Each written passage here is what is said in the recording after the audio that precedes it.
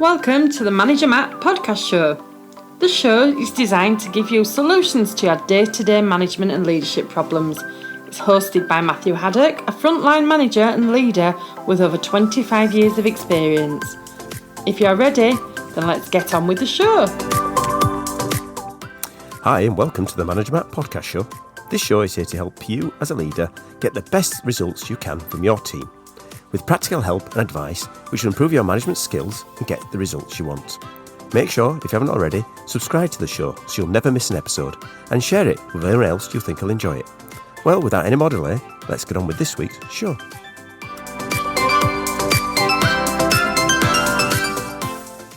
Hi, I've been very fortunate in my working career to have some great leaders and to have worked with some great CEOs in my time. And I've spent time with these people and I've always been quite admired about the way they think around business. It seems sometimes, especially the good ones, they're a little bit above and ahead. And I suppose that's why they've got to where they've got to. But today, I want to share one of their views that I had in a Q&A session with the current CEO that I'm working with at the minute about how to be successful as a leader. I asked him, as the CEO of the business, what would you say were your top 3 tips to be successful as a leader? So if you were going to tell one of the younger execs what they should look for to be successful, what are the 3 things? Now, we came back with 3 absolutely corking answers. First one, and this is a really good one, which most managers, in fact all managers should be thinking about, is get the best people around you. You've got to find the best team, recruit the best team, train them, develop them, motivate them, and get them to make the results. So you can see, as a leader, as a CEO, he was thinking around people around him. He understands the fact that he can't do it himself.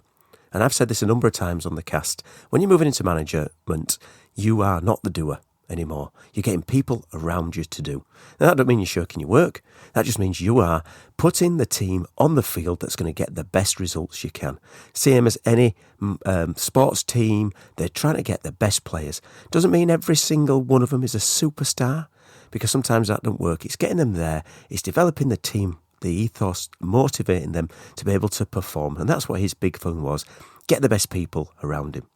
Now, his second tip, be focused on what you do well. So he was on about the idea of having the strengths, making sure you've got that unique strength of your business or your unit, so you can build on it in the future.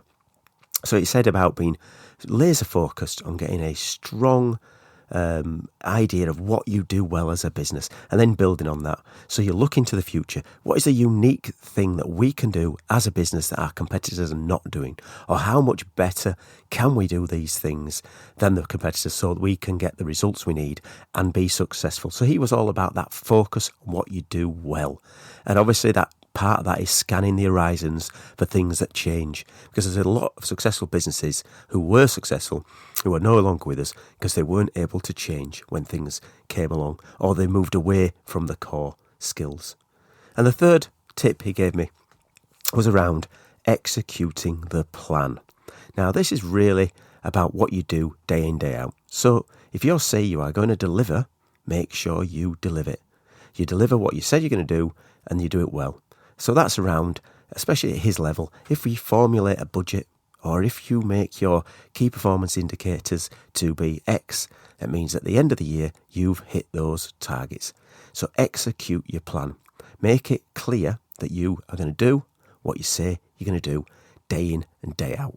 Now, that's those 3, if you think of them, is a great way to start any management career.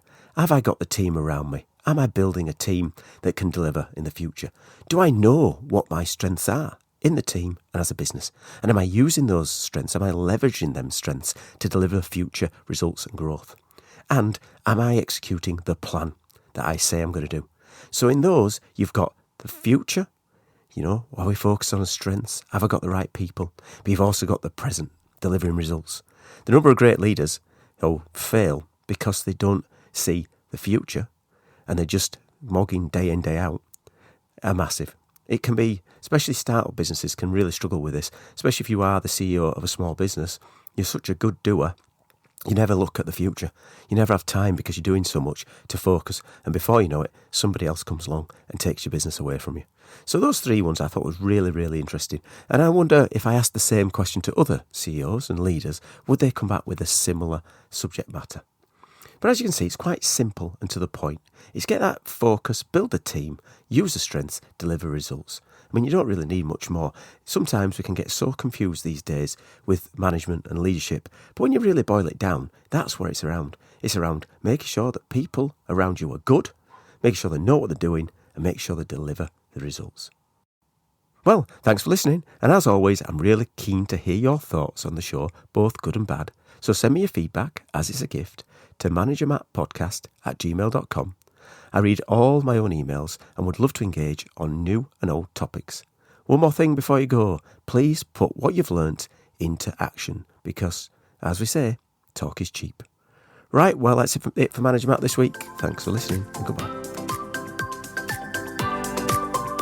Thank you so much for listening to this Manager Matt podcast. We hope you found it interesting, helpful and actionable.